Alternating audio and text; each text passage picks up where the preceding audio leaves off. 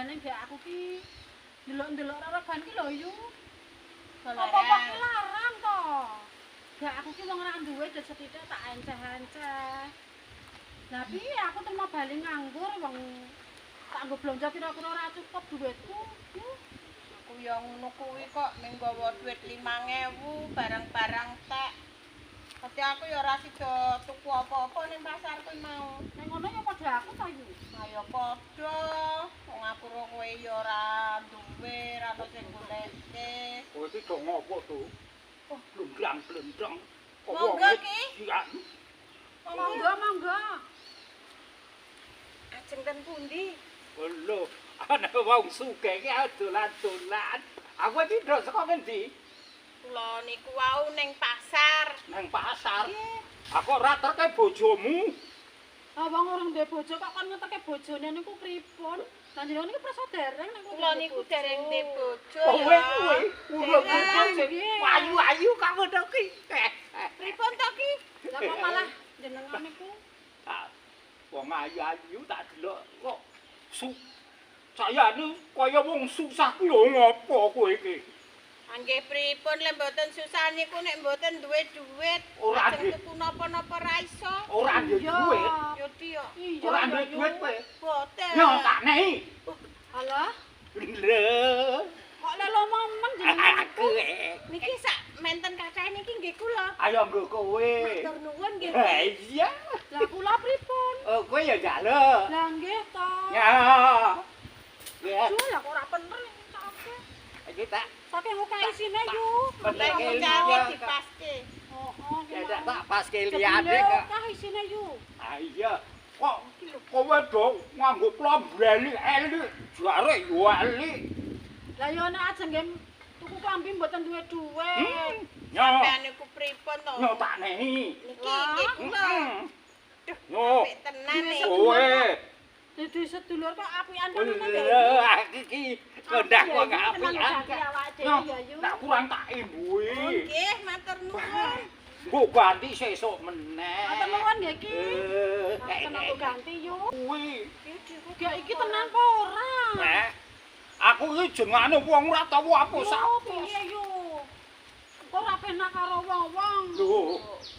Tak Yo nehi nek kuwi. iya nek ora. Ayo mesti wae kok kowe iki piye to? Ning kula mboten wani. Aku ora wani iki ngopo. Kula wedi iki. Wis, kono-kono nek ada bali, iki ndongku jajan. Oh, nggih. Ning tenan lho kowe aja ngapusi aku lho. Tenan ngomong-ngomongke. Tenan lho kuwi. Nggih.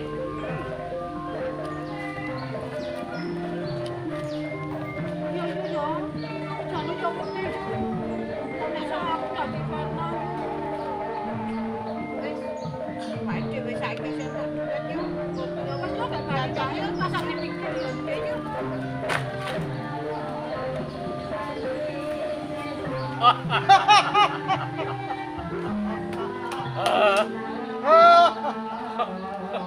Ini panas.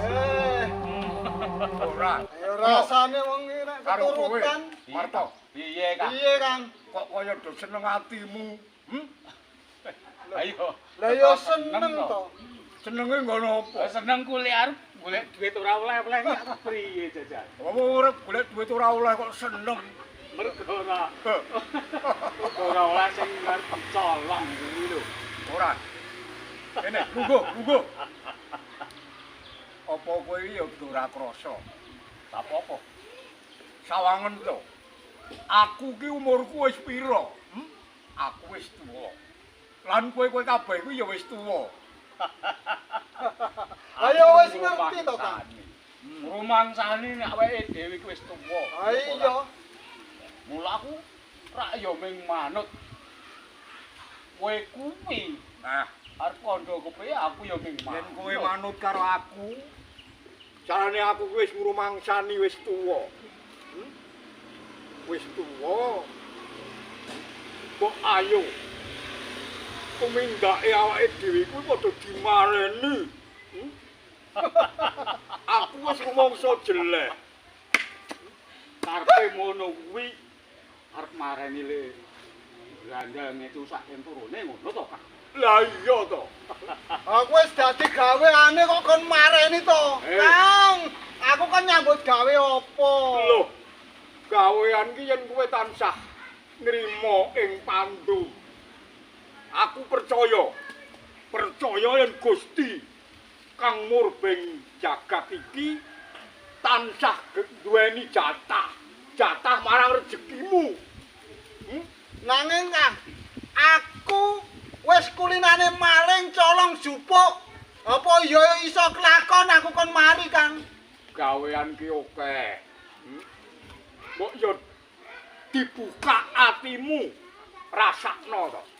Padha rasakno. Ya, wong-wong desa kae padha ngumpulke bondone kuwi sithik mboko sithik. Ya. Yen aku lan kowe sakwise bondo-bondo kae wis mlumpuk terus tak jarah rayah. Pancen bener. Rasane atine kepiye? Pancen bener kandhamu, Pak. Bener. Mergo saiki awake dhewe wis ngrumangsani apa.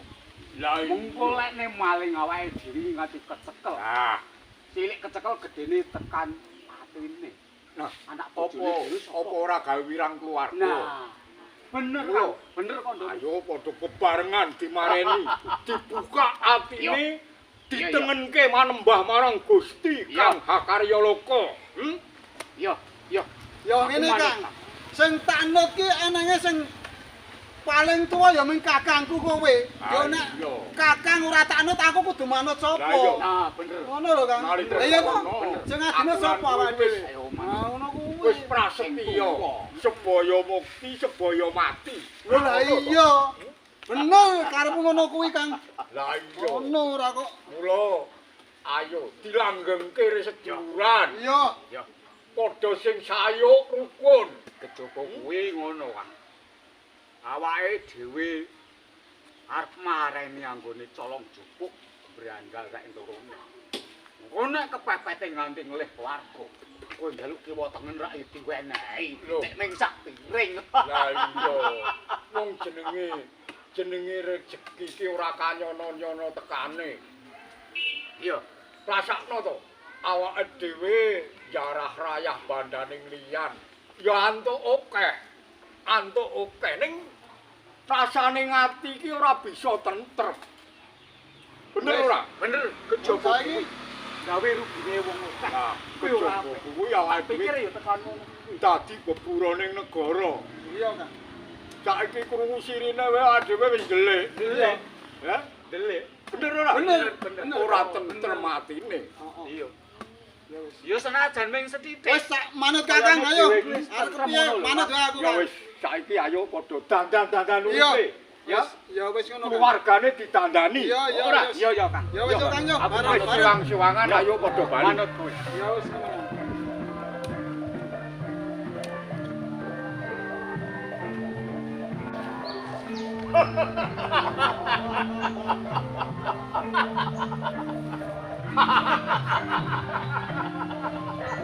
Kang sopo? Gendho kan do lunga nang ndi? Lho, Golek sandung. ayo ngerti kok gaweanku. Jarep lu wis mari. Mari piye? Lah yo mari yo saya apa? Jebul wong arep dadi wong apik iki angel. Yo beda ra. Lah iya lho karo kowe wong sugih ning Tomis sugih.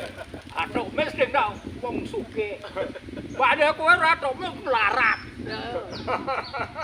Loh, aku kira ya mung tukang dundum duit to. Dundum duit. Ha iya, kowe butuh duit apa piye? Lho, sapa wonge? Wong urip ora butuh duit. Ya, pancen Hah? sugih Oh, dhewe. Tenan opo piye? Lho. Kurang apa piye? Hah? Yo nek kurang. Bejo, bejo kemayangan. Bejo kang sebab dadi bom. Yo, nuwun yo Kang. Yo yo. Wes kok wong kok kele-kele. Kele ngono kuwi. Kele iki Kang Sabet. Kowe ra yo ngerti to. Somole yo kuwi sapa? Sumaleo ki sapa? Cocone wong suke. Yo, cah iki nek Sumaleo ki menehi duit karo awake dhewe. Kuwi mesti duwe karep. Lah yo kowe mesti ngerti dhewe to. Hah? Karepe Sumaleo ki apa? Oh iya. Kudune ngerti lho kowe. Ngerti ya? Nah, ya karo duit ditampa. Iya. Bener, ning karepe Sumaleo ora usah dileres, ora usah digape.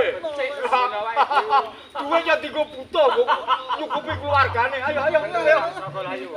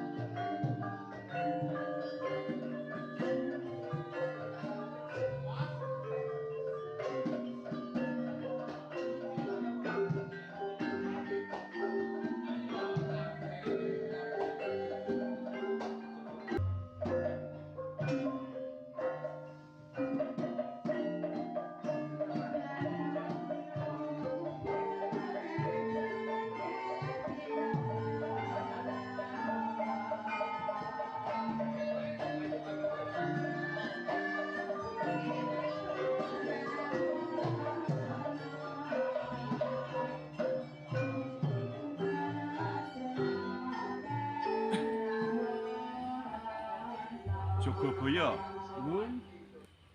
piye anggonmu golek sisik melik? Apa wis entuk? Sampun. Piye? Wonten kilen dusun menika wonten wowohan, tela gandut, tela kependem, kalih napa-napa buah padha telas wonten lutung wonten. Ana satu kewan Nggih. sing rupane kaya lutung. Nggih. Wah. Kok ndrawasi iki Jogobaya? Mula mekaten. Wah, iya.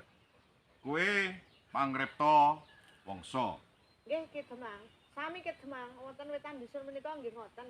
Sami dirisak sedaya wowohan, pala gantung, pala pendem niku sami risak kados niku nggih wonten kewan kadosipun lutung.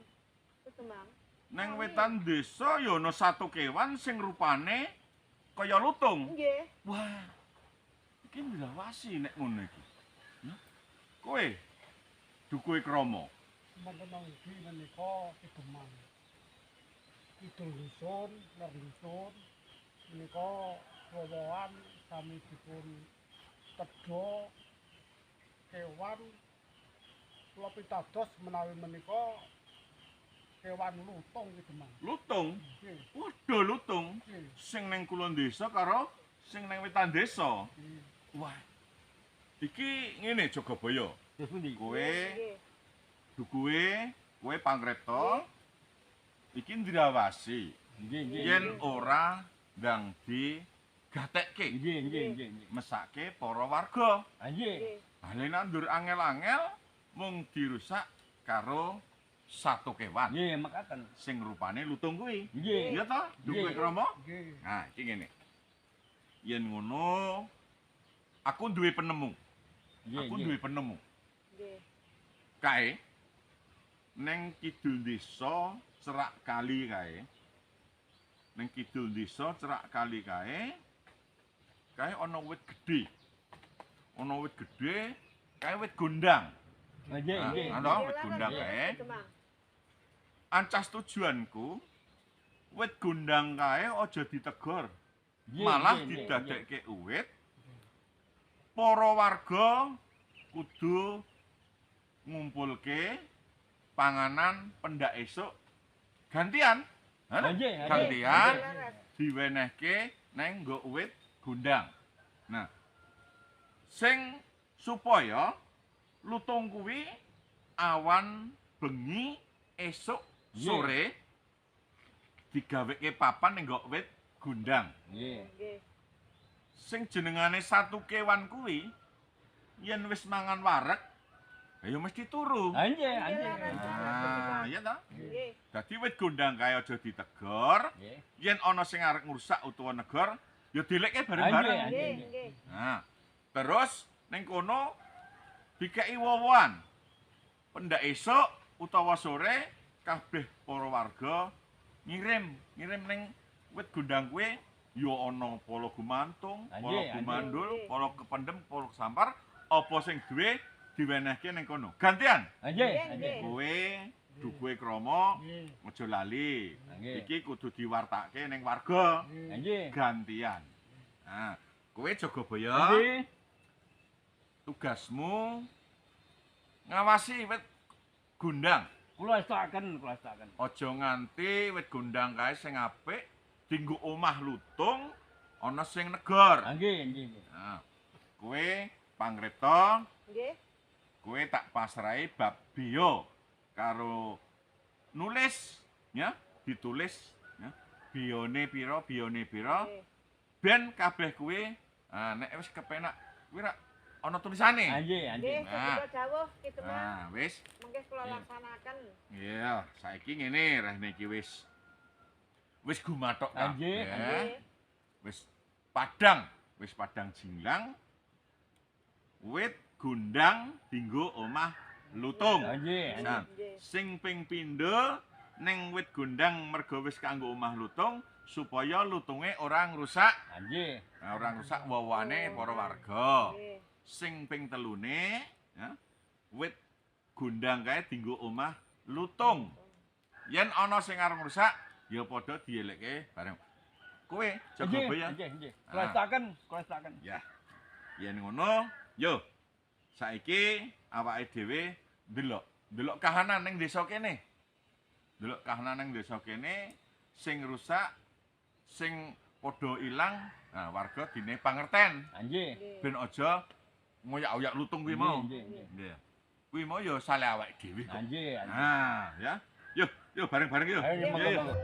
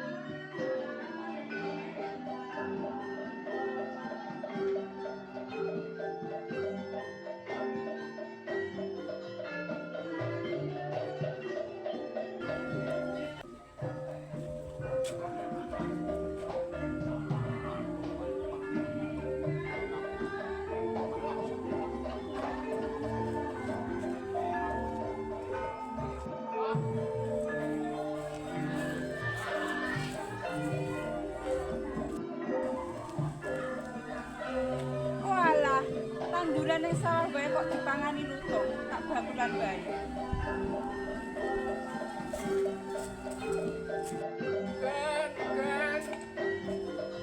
Legen. Walah, ati rowan ya kok dipangani lutung. Wis nang ngono tak bakulan wae. Legen.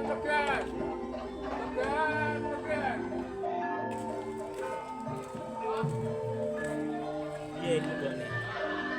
Sampai pangannya lutung.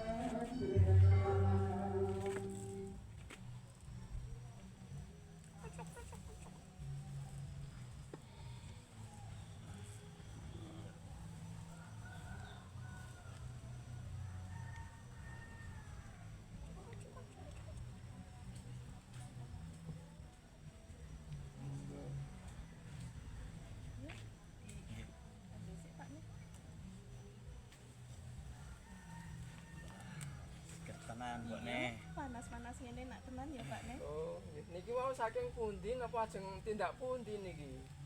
Saking pasar Pak nih. Oh. Lah pripun? Tanduran niku diosak asik kalih lutung niki. Oh lah sami nek ngoten niku. Lah pripun? Awake dhewe suwan tenggene Pak Surono mawon apa nggih? Nggih, enggak Pak, enggak sareng-sareng mriko. Oh nggih, monggo. Nggih. Niki kula beresane riyen nggih. Monggo monggo.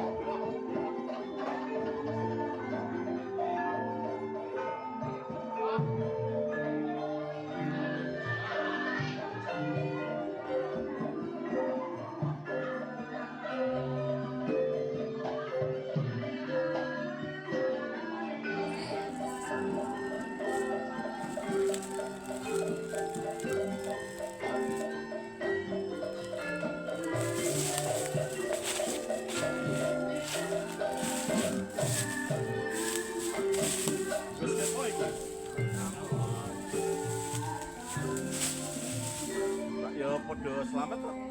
Pangestune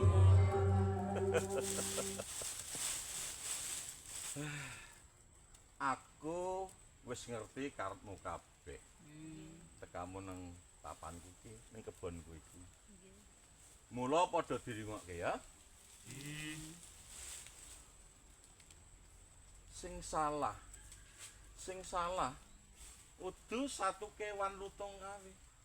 Ning sing salah ya kowe-kowe kabeh kuwi. Kenapa? Wit-wit gedhe papan panggonane satu kewan lutung tok tegor.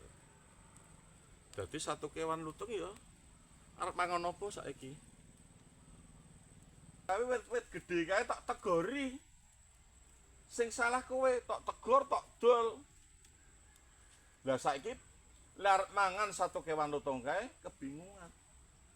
Merusak tegalanmu, merusak sawahmu, merusak kebunmu, merusak tanduran wowohanmu. Pisan meneh sing salah kowe kabeh. Lah saiki satu kewan lutung ora iso mangan. Saiki padha rungokno welingku, ya. Rungokno. Radina marang para kabeh warga sanak kadang supaya pendak dina gantian ngenehi panganan lutung. Makani lutung sing ana wit gedhe kae. Sago apa ora? Sangat. Ya. Iki sing angka 1. Sing angka 2. Papan dunung iki mengko yen ana raja-rajaning jaman tak jenengi Gondang Lutung. Gondang lutung. Ya. Gondang Lutung.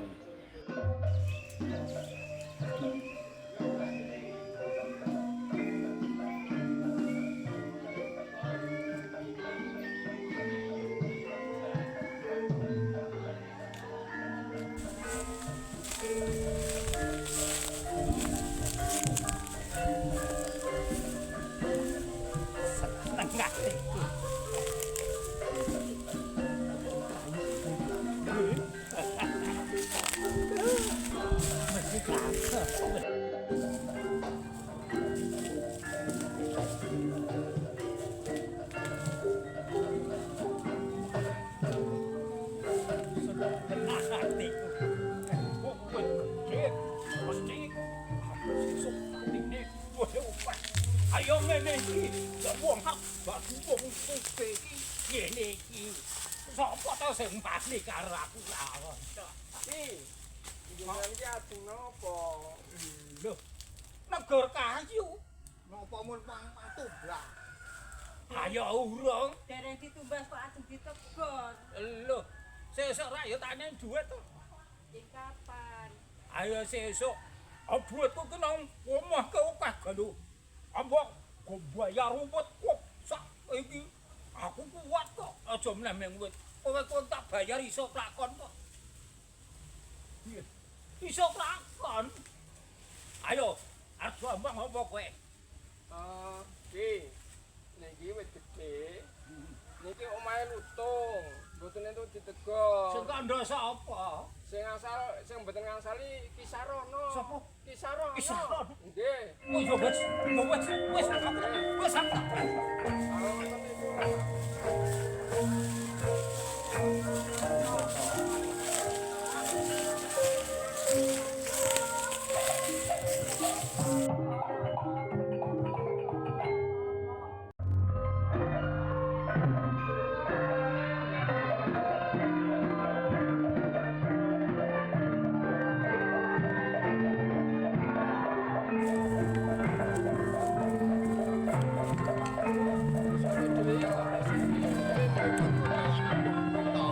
Sing salah ki yo dhewe. Wis to. Ayo dhewe Sarono.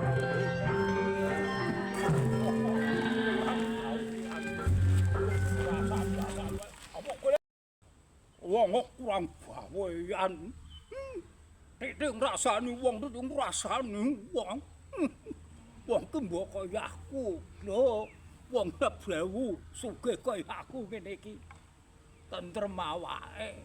Alam budaya. Lestari budayaku.